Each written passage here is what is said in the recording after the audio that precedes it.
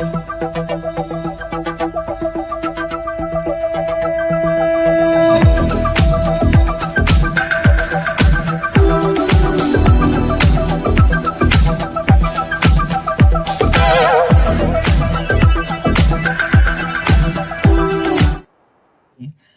day out there. Welcome to Is Your Way in Your Way podcast. And I'm your host.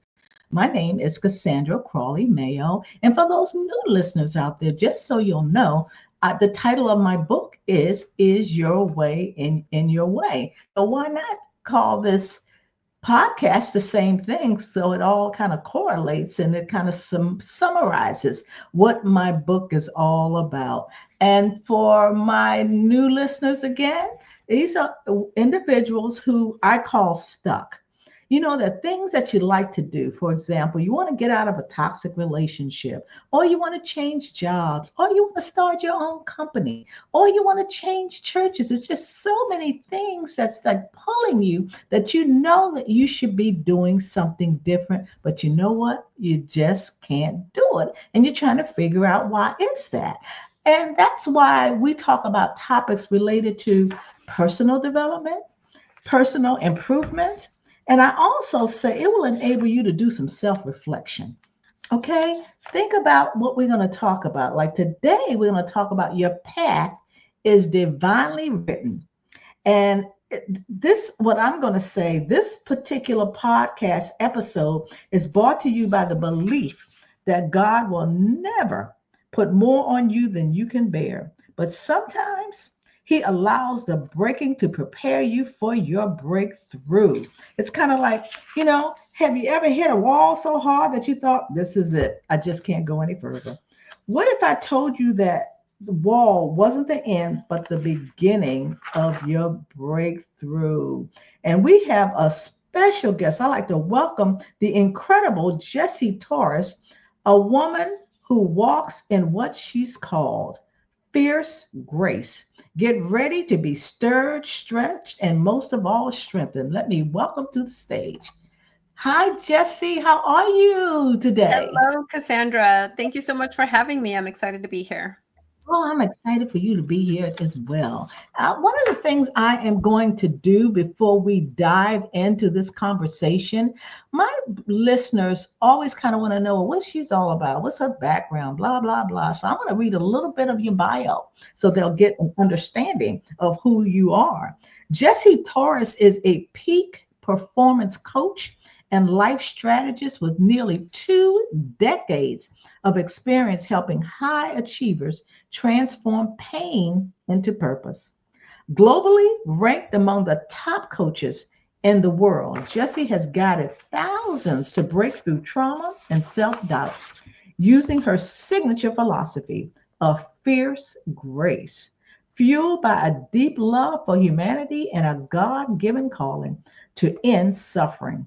Jessie's impact lies in her soul-stirring ability to unearth your highest potential. Highest potential, guys, proving that there's no hardship is wasted when you're walking in your divine purpose. And that's why we titled this episode, Your Path is Divinely Written. And one of the things I'm going to say, I would say Jessie's greatest credential is surviving. And we're going to talk to her about that. So, Jessie, what in your background has inspired you to do what you are currently doing? Or better yet, what qualifies you to do the work that you're doing? Well, what qualifies me is my journey, right? Now, what got me there or what had me do the things I did, all I can say is, you know, we talk about the path being divinely written. It's part of the makeup of maybe my contract with God. I don't know.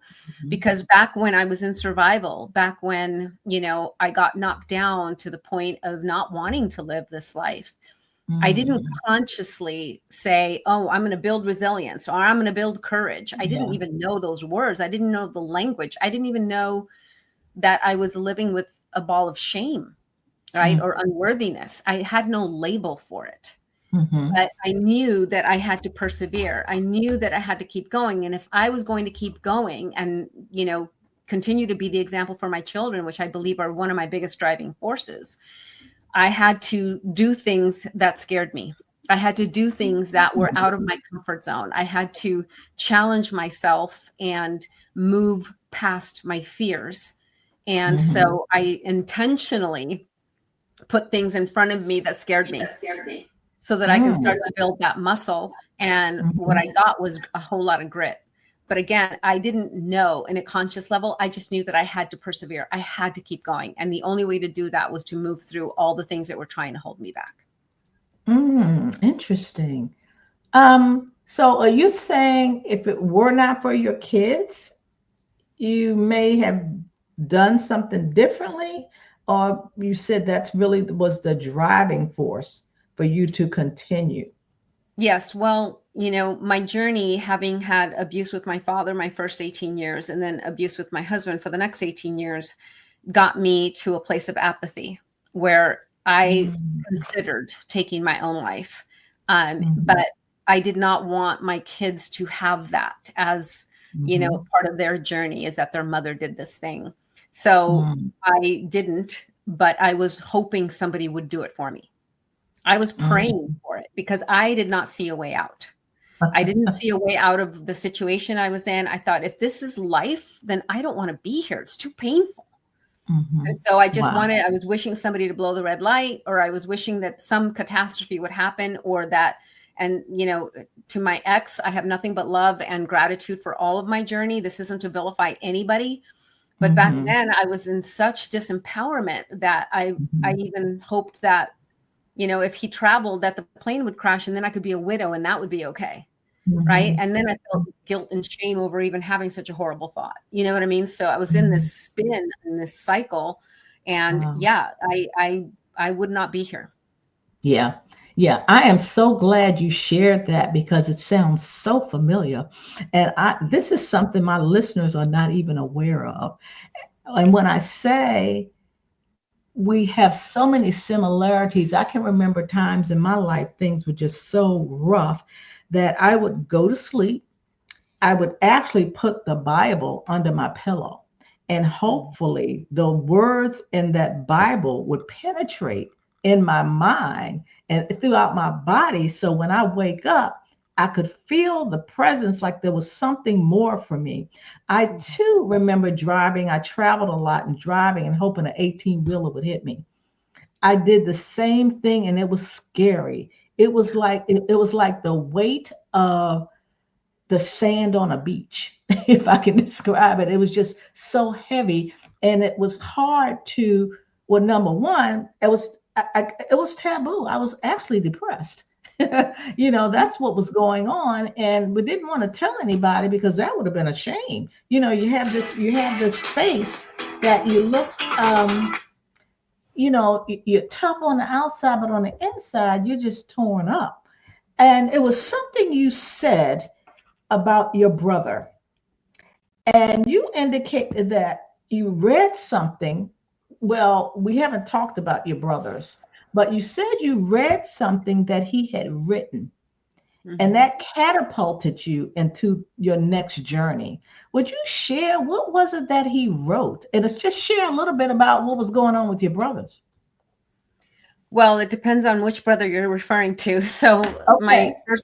my older brother, 30 some years ago now, was murdered. And I was 28 at the time. He was 29. And that was catastrophic from the context of despair, sadness, disappoint. I mean, those were all of the emotions that I was living with. And back then I was raised Catholic. I was Christian at the time. I consider myself more spiritual now than I do a religion. But back then I thought, what if there is no God? What if there's nothing, right? And I was so upset and I was so hurt. And I'm like, and if you do exist, then I hate you for taking my brother. And that's kind of how I felt. And it wasn't until he showed himself to me that I saw him in this deep, profound moment of grief. And he just waved with his arm, and it looked like what other people, but you can't really tell. It's more of the visuals like that are not crystal clear. And he pointed to it and he said, Jess, everything is as it's supposed to be. And I didn't know what it meant at the time, but I know that it brought me calm. It brought me peace. I knew he was okay. And from that point has began my spiritual journey, my spiritual quest to see where do I fit in all of this. Now, 30 years later, my little brother is murdered. Now, my little brother was 15 at the time that my older brother was murdered. Two different stories, two different human beings, two different episodes, you know, and it's just like, now I'm like, okay, no, like this, now I felt rage. And I usually go to sadness, but I felt rage. I was like, this cannot happen. I already checked the box. I already lost a brother to murder. This can't happen twice. And so I was really, really angry. And in those moments, I prayed. I'm like, okay, God, so if both my brothers are meant to be taken, then what do you want with me? Right. Why am I here? Why am I meant to live? Right. And the answer I got was, well, Jesse, you need to eat your own medicine. And I'm like, you know, and that's hard to hear, you know, because I'm like, okay, so that's it. Like, this is why this is happening, which for me, my medicine is that there's light in the darkest moment, always. And sometimes when the pain is so big, we can't see it. So here I'm in the deep throes of pain, of anger, of sadness. My heart is broken. And when I got that message, I'm like, okay, so let me eat my own medicine. And I was able to find it. You know, even the depth of my sorrow was equivalent to the depth of my love, right? I was able to see his daughters that had not met before because they're different mothers, the oldest ones, you know, come together like they'd grown up together. They connected at the loss of their father. You know, I saw my family show up in ways that they never had. I was able to see people posting on his Instagram how he affected their lives, you know, so there was beauty to be found. It was just, you know, it was heart-wrenching, but I could find it. And I started to do that. And I still am open to seeing how else my life unfolds. If it's one thing that I did find that my little brother wrote, you know, just kind of sharing with me who I was in his life, that he never expressed to me in life, and also a long list of what he wanted his daughters to know. Wow. I appreciate you sharing that. And I wanted that so that my listeners could hear about your journey. We all have a story. And yet, as I indicated earlier, before we came on, we said we have a choice. We can be better or we can be bitter about it. And you chose better. And that's why I want to talk about, how does one transform their personal trauma into purposeful action? Well, that's such a great question. And here's the thing. When you argue with reality, you lose 100% of the time. So what do I mean by that? If I say my brother shouldn't have been murdered, right? Because it was wrong. He was shot in the back. My older brother was shot because he was dating a girl he did not know was engaged prior, right? Like, so senseless, right? So in my mind, I could say that shouldn't have happened.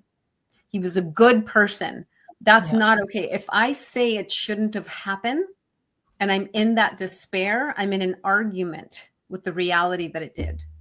And I will sign up to suffer. Right. So if I don't look for the gift, I only remember the pain. And I don't believe God wastes the pain. I believe we do if we choose to. So if this is part of the divine plan, then how do I find the good? How do I find the gift? You know, the ripple effect, my older brother, there was over 300 people at his funeral. People we didn't know, but people whose lives he touched. Yes. You know, it's like, wow. Like, so I don't know the ripple effect of the loss of him and how it affected others. I just trust that it's in the divine order. I trust that it's part of the journey. And maybe, you know, I use John Walsh as an example. He's the guy that created America's Most Wanted, right? He did that on the heels of the loss of his 6-year-old son, Adam, right? And so if you look at it from our path is divinely written, you know, maybe Adam's contract with God was that he was going to come here for 6 short years and then leave to be the catalyst for John to wake up to his purpose, because he was going to save the many. And he did. And God Yes. knew that. God knew Yeah. John's divine contract. And he says, you know what? In order to wake him up to really stand strong and help the many, then you, Adam, you're going to show up as his son. And then you're going to leave at the age of 6 in a Yes. very traumatic way. And you're going to come Mm. home. Yes. Yeah, that's powerful. I hear a lot of people say, I'm going to change the narrative.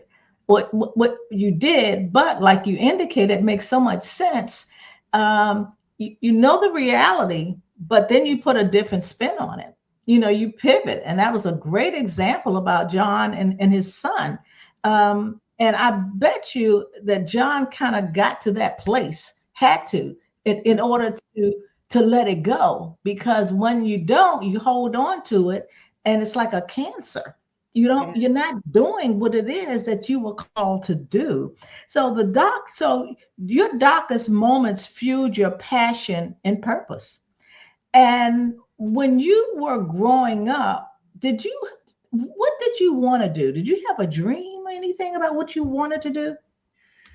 It's an interesting question. I think when I was little, I thought about being a teacher. I always wanted to be a mom. That was a big deal for me. I wanted to have babies, and I thought being a teacher would be nice, but I didn't really even know how to dream, to be honest. I was in such survival in my childhood that I just wanted to be free from the pain.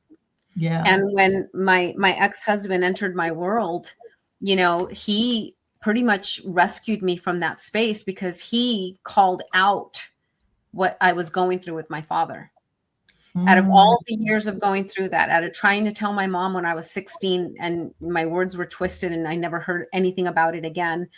Now I'm 18 and he comes in and he calls it out. And I'm just like, what? And then I shared with him probably more than he needed to hear, but he still wanted to be with me. And at that point, I didn't know that I adopted the belief that I was gross, filthy, and damaged goods and no one would love me. I didn't consciously know, but that's how I felt. So the fact that he knew my dirty secret and he still wanted to be with me, I fell madly in love. Sure. Right. Absolutely. And so at that moment, I was like, I want to be with him to get away from this. Right. And I told my mom I was going to move out, and being the beautiful, and again, no offense, her Catholic faith, she's just like, my daughter would not live with a man and not be married. Yeah. So I moved out Monday. I was married Friday. And I was 18. I was in love. So I'm like, okay, and he was like, okay. So, we did it. And here's what I identify as trauma. So there's 3 pillars to trauma. There's undiagnosed, there's unacknowledged, and there's unresolved. And when you think about the undiagnosed, these are the things we don't know to know, right? If you take a little boy who's at the grocery store with his mother and he's playing with the toys in the aisle and mom goes to the end of the aisle to grab something, she can see him, but he can't see her.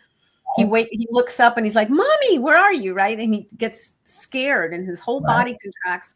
Mom's right there within seconds. But in that moment, the child unconsciously anchors, I could be abandoned. I could be left behind. And now he's clingy and doesn't want mom to be out of the room for too long, or doesn't want her to go to the store without him. Now he's 35 and he doesn't know why he can't keep a relationship, because he's too controlling, insecure, and jealous, right? Yes. He doesn't know that it's tied to that moment in the grocery store. There's no abuse. Nobody did anything wrong. But that's what we do as human beings.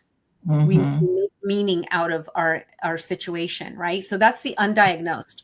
The unacknowledged was my husband and I, my ex-husband. He came from a very abusive alcoholic mother who raised him. He was the only boy, the youngest of 4. He would come home to his sisters unconscious on the floor. That's how brutal she was, right? So when we got together, he said, my kids will never see me drunk. And I said, my kids will never be molested. And we thought we fixed it. Right. Right. So we enter a marriage and we're like, we're going to have the white picket fence. We're going to have the kids, the dog, the house.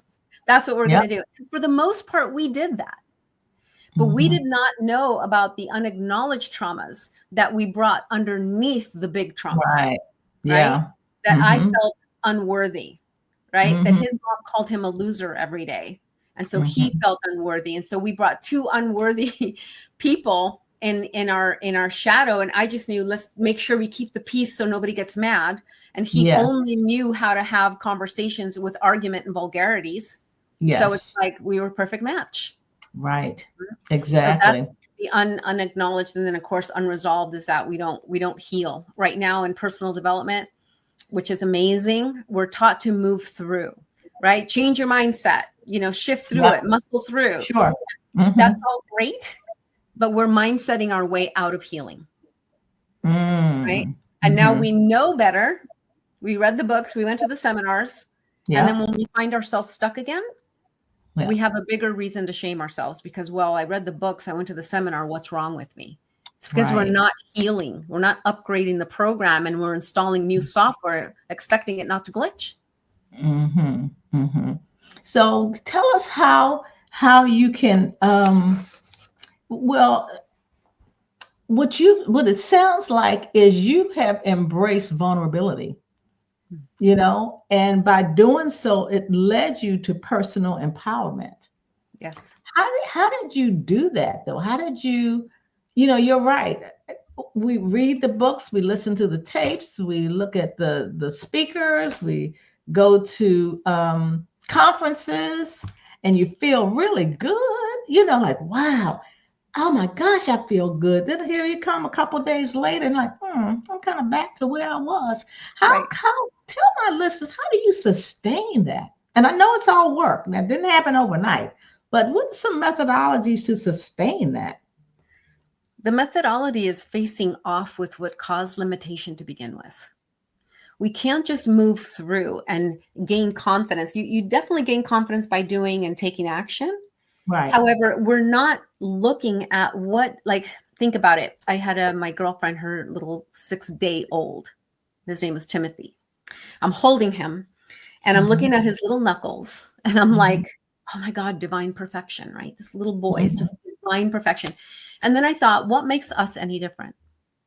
Nothing, only the belief, right? Only the belief. We are still that divinity. We are still that magnificence. But somewhere along our journey, we started to put limitation. We started to create what I call heart armor around our heart because we've been hurt before. So all of a sudden we develop an identity, and the identity is created from our wounding. Yes. Right? And so now we think we know who we are, but we don't realize that we are who we are with all these limitations because we've been hurt. And so the way to sustain is to actually heal, meaning that there is beauty to be found in your darkest moment. There is light.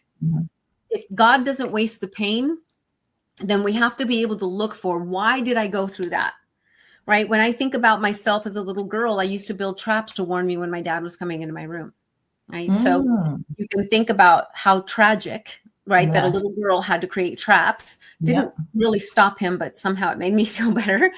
And now I look at her and I used to condemn her. I used to say, you should have done more. You should have kicked, you should have screamed, you should have poked his eye. And I used to judge myself so harshly. But now I think about the fact that she built traps. I think about how creative, how resourceful, and how courageous of her to do this, right? And so because that's also true. Both are true. Yes. This one makes me feel sad and makes me feel, hurt. And this one allows me to fall in love with her. I get to fall in love with the aspects of me that showed up with courage, that showed up with resilience, that showed up with curiosity and creativity, because that's also true. But that's what we're not taught, right? And so a lot of coaches, they say your past doesn't equal your future. And I'm like, I disagree with that. It absolutely can. We're just not taught all the gifts. Yeah, right. So what you're saying is, what I believe that I'm hearing is, number one, and it's a journey to be healed, and it's probably a work in process now. Like many of us don't love ourselves. If you ask somebody, what is it that you like about yourself? You will like a deer in headlights, and to me, that's part of the healing, but that's not all of the healing. Do you think one ever gets healed? Well, healing is an interesting word, right? We use it because it is the simplest form of saying, let's transmute this trauma into something powerful, right? So what is healing really? It's rescripting the meaning you give your experiences, right? So I look at my whole journey with gratitude, right? Because I get to be who I am today. I get to love humanity so passionately that I want to end suffering. And I could not be this without every part of my journey. So you want to call that healing? Great. Right? I call it's I'm grabbing the gifts. If I trust that there is a divine plan, then I trust that we don't know light without dark. Right? We don't know the joy of bliss without knowing sadness and depression. Right? So if that's true, then I have to look at my entire journey and go, like you started this call with, like, God doesn't give us what we can't handle. Right. It's like, okay, so every time I see somebody that tells me about their pain or their traumas, I'm like, oof, you are one of God's warriors. You know what I mean? Right. I only see power. Right. Yeah. But that's because I've trained myself now to find the power in every situation. Right. And so now I look at, there's no story that will shock me. All I see is, if you're speaking to me right now, if you're listening to this podcast, you are powerful. I know you've been knocked down to your knees. I know you've cried yourself to sleep, and you're still here. So all I see is resilience. All I see is beauty and power. That's all I see, because you're still standing. You got back up. We're not taught to see that. That's very good. That's very good. So, okay. Well, let's talk about your coaching. You are, for the last 18 years, you've been a peak performance coach and life strategist. How did that come from where you were and where you are now? How did that transition happen? You wanted to teach, but but you were led a different way. What makes your coaching so, be it a high performance? High performance. I consider myself to have a PhD in experience. So, I've got lots of training. I was a Tony Robbins coach for 7 years. I'm a trainer for the Institute of Heart Math. I went to India, became a meditation instructor. I mean, I've got all of that, but nothing has taught me like my journey, my life, right? Like that's the PhD. That's getting through that. And I'm not greater than anybody, right? I love Ram Dass's quote that says, we're all just walking each other home, right? I'm just on a different part of the path.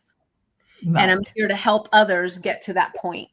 And I think we're all in this together. Every human being that's awakened to their beauty, every human being that remembers who they are is now a catalyst for somebody else to remember who they are, because that's we feed off of each other. Right. Yes. And you asked what got me here. What was that tipping point when I was at that place of apathy and I was willing myself to die? It was an act of kindness that shifted everything for me. And the people that treated me kind will never know.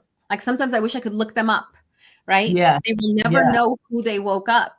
But because I was in such heaviness, I was in such depression, I was in such just apathy, just felt like there was no way out, that and I was taught by my father, people, they just want to get in your pants, so don't trust anybody, right? Because that's what he was doing. My ex told me, people want to break up a good thing, Jesse, so don't talk about our marriage to anybody. And people are bad before they're good.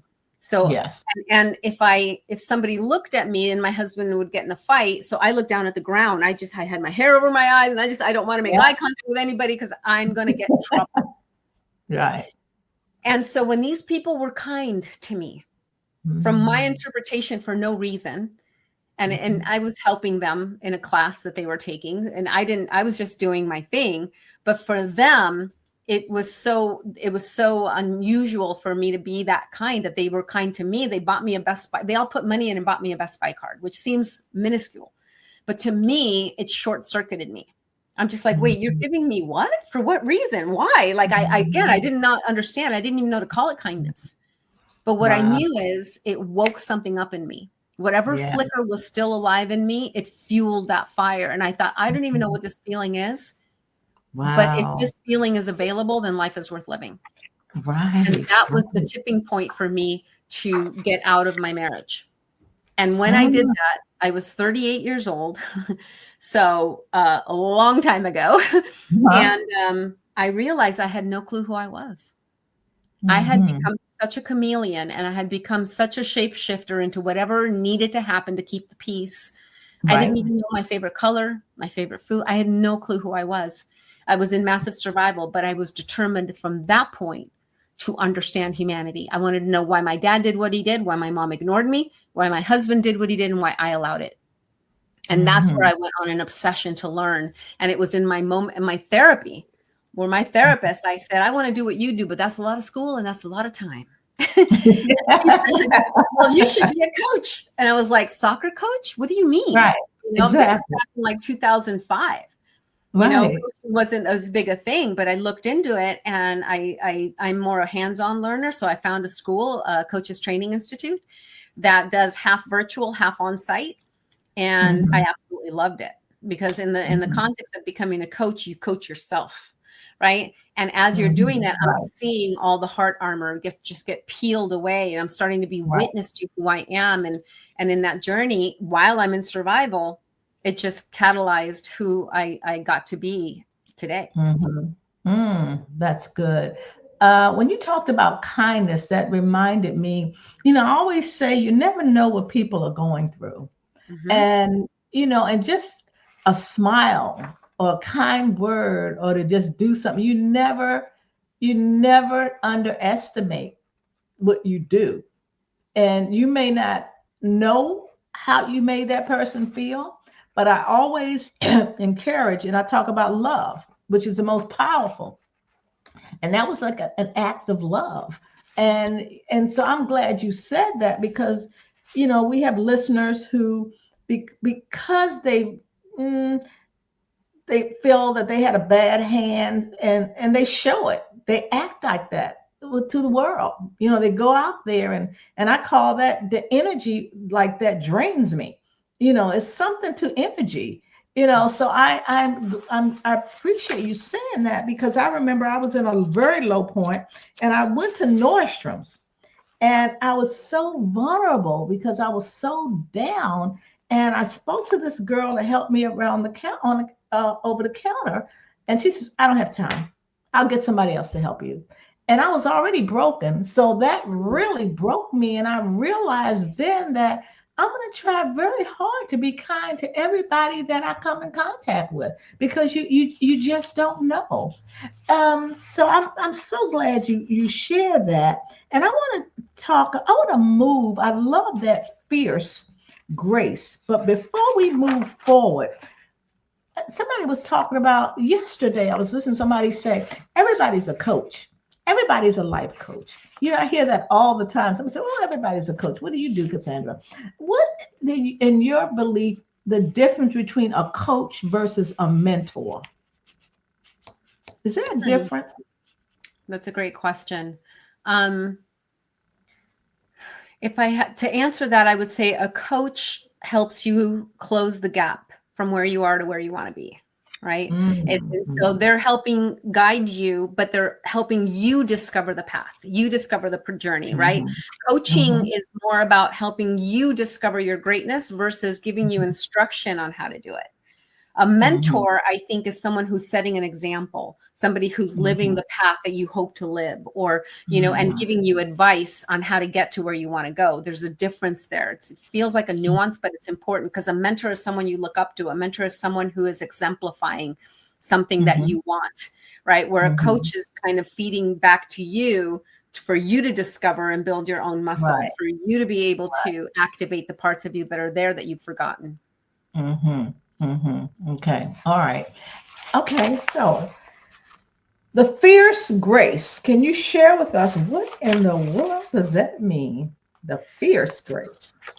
The fierce grace is what we all harness within ourselves, right? Mm-hmm. We all have, for women, we have a mama bear energy, just like don't mess with my cubs, right? That's right. And then we have the graceful part that is our feminine, that is our flow, that is our ability to love, to nurture, to take care of, right? Mm-hmm. And we all have both. Even men have feminine energy, right? So it's a blend of both parts of who we are. And what we're getting it wrong is that we think it's one or the other, right? Mm-hmm. And for women especially, I think we've tipped the scales a little bit because we fought so hard to prove we could do it all. Yeah. Right. That we have a lot of exhausted, burnt out women. Mm-hmm. Right. And a big part of it is because, well, we've been hurt. Right. So now we show up with big dukes and we don't know how to put them down. Mm-hmm. And although I get it, we had to show up a certain way in order to get certain things. Yes. Now we don't know how to come out of it. And so we're tired, we're exhausted, and our men are confused. They're like, should I help you carry the groceries or will I be insulting you? Exactly. Right. Exactly. And I have the joy of having both. I have twin sons and I have a daughter, a very feminine daughter, and I have heart-centered men as my sons. So I've been able to be witnessed in both, right? I've seen where my daughter dated a hyper masculine man who belittled her. And I've seen where my boys have dated women that are, controlling and, so it's just like, and so I get it, but we're scared, right? We're scared to put down our arms. No, you don't understand, Jesse. It's a dog-eat-dog world. I have to go out there. But I'm going to tell you something. A woman in her flow walks into a corporate room of 20 men, she will buckle every man's knees. Right. We've forgotten the power of our femininity. Exactly. We've forgotten that is the greatest source. Feminine energy. Just think about it. Anybody you look up to, anybody that you love, anybody that you admire, every single one of them came from a woman. We are the creators. Yeah, came from a woman. Yeah, right. Came from a woman. Right. So we are the creators. And so fierce grace is, how do we find balance? How do we find our power? How do we show up in our power? And how do we allow the grace to come in and do it? So for men, I say heart-centered leaders. Right? Leaders that don't hunt to kill what's in front of them. They hunt to kill to protect what's behind them. There's a difference, right? And for women, how do we show up in our love and our nurture and our care and bring in that mama bear energy when needed, but don't live there. Don't stay stuck there if that's not your core essence. And it's a balance. It's a blend of both. And I think that when we can navigate both, we activate our superpower. I like that. I'm liking a whole lot of stuff. It was something I saw that I don't know, I saw it, I read it, and it made so much sense. You said when you fall in love with yourself, Jesse, what happens? You see humanity through a different set of lenses. You fall in love with humanity because you are part of the whole, right? When you cannot give what you don't own. So if we say, I'm going to be this loving person, but inside you don't love yourself, there's still some parts that you're not giving because you can't hate this and love that. Because we're all human beings. If you are judging yourself, if you are beating yourself up for not being more, there is a judge in there that is also judging others. So when you fall in love with yourself, and that's the outcome here, is to come back to wholeness, come back to remembering that divinity that we were when we took our first breath. I always say the innocence of a child. When we come back to that essence, we see others through those lenses as well. So now when somebody's unkind or cruel, we don't take it on. We see it as, wow, they're wounded. They're hurting. Because in order to spew venom, they have to eat that first. So instead of getting offended, I have compassion. It doesn't mean I want to stand on the other side of somebody's cruelty, but I have compassion. I send them love and I move away and I don't take it on. That's good. That's good. What do you attribute your success? Because you are a coach and you're a very good coach. I'm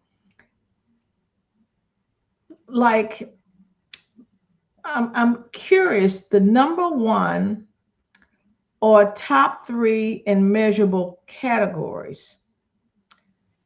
Like you are a high performance coach. You've been that for years. How do they qualify that? Well, there's different ways, and that happened to be for the top coaching company in the world. So, Okay. And that's getting Tony results. Robbins? Yeah. Okay. All right. So getting results, number one. Number two, people wanting to stay being coached. So they renew their contracts. They renew their, like, I don't want this to end. You know what I mean? I know that I've got blind spots, and I know that I need somebody partnered with me to help me identify those blind spots and help move through. Right. So that's another category. And also bringing people in to saying, you know what, this is where you need to be in order to get the results you're looking for. Right. So, and I don't know all the intricacies of the measurements that they would use. But those were some of them. Was retention, was results, right? Yeah. And also new people coming in that were referred by me. Okay. Okay. One more question. What methodology do you use to discover your client's deepest potential and unlock those limitless opportunities? Well, this is a great question. As I mentioned before, the 3 pillars of trauma. Yeah. Right. The way that I discover it is by identifying where is the limitation today. Right. Okay. Because it's not about, I can't go back into your history and say, oh, it was that, or is this, it was that. I need to know where are you stuck right now? Okay. What is preventing? Is your relationship not where it should be? It's not filled with passion and toe curling connection and intimacy. Are you not asking for the raise or the promotion? Are you lacking confidence? Are you feeling like you're in a hamster wheel in your life, right? Groundhog day every day. Where is the limitation? And then let's talk about what that is. And then I'm able to trace it back to somewhere. There's like this invisible thread that's connected to somewhere in your life where you made a meaning that this was not accessible to you. Maybe it was a parent that said, you know what, who was an alcoholic and called you a loser every day, like my ex-husband, right? Or it might have been a teacher. I had somebody whose teacher just in 4th grade, handing back their paper and didn't get a good grade and just muttered, you're going to have a rough life. Just that. And by a teacher instilled a microchip in that child's brain, right? That said, woof, I'm going to have a hard life. Teacher said so. So now those are the lenses you wear. That's how you see the world. I'm going to have a rough life. So guess what? The universal law of reciprocity, that's the sonar you're putting out. That's what you're going to get back. Wow. Right. So that's how we do it. Okay. All right. Well, I could talk and ask you more questions. I would love to, but we just can't do that. Well, I'm happy to come back. Yeah. Do you have, for my listeners, a call to action for them that will help them book the call with me? So I have a free gift for your listeners. Okay. It is a 10-step guide to freedom. Okay. And because some of you out there might be thinking, sure, Jessie, that all sounds great, but you don't know my situation. You don't know how stuck I am. You don't know how I don't own any of the power, or I don't have the money, or whatever the reason is. This 10-step guide to freedom will give you actionable steps that you could take right now, regardless of your situation. Right. And what I invite is book a call with me. It's absolutely free. It's just, let's get an assessment. Let's look at where you are right now. And let's see if there's a way to help you get out of it. I never take a client that I cannot help. So all we can do is get clarity. Where are you now? Where do you want to be? And if I can help you get there, I certainly will. And if not, I'll guide you to places where you can go. Either way, you're taking a stand for you by scheduling that call. Okay. How will they get in touch with you, Jessie? They can go to iamfiercegrace.com. Okay. Okay. And in there, there's all the kind of ways that I work with people. I'm open for speaking opportunities. I'm open for a women's mastermind. I have the healing program. I also have a leadership program. There's a lot of different ways there. If you don't know which one to choose, just click on the Let's Talk. Okay. And you can do a call. Wow. That's great. That's great. Your path is divinely written. I love the title. I love the conversation. You are definitely inspiring. I can see why you're a number one peak performer. I can tell, I can feel it. I think it's great. And I'm so glad that my listeners have had the opportunity to hear your voice, to listen to our conversation, and also to book a call with you, and that's free. People like free. And take those 10 steps to guide your freedom. Is that it? 10 steps 10 steps to freedom. Yes. to freedom. Mhm. Well, Jesse, this will end our conversation, and I will invite you back.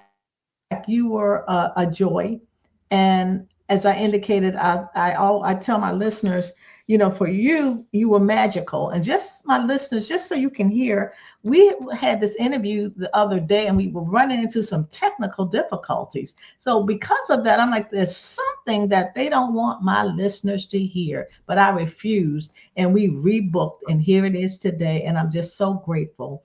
And I tell my listeners, like I always say, bye for now. God bless you. And Jesse, thanks again. I appreciate you. Absolutely. Thank you, Cassandra. It's my pleasure to be here.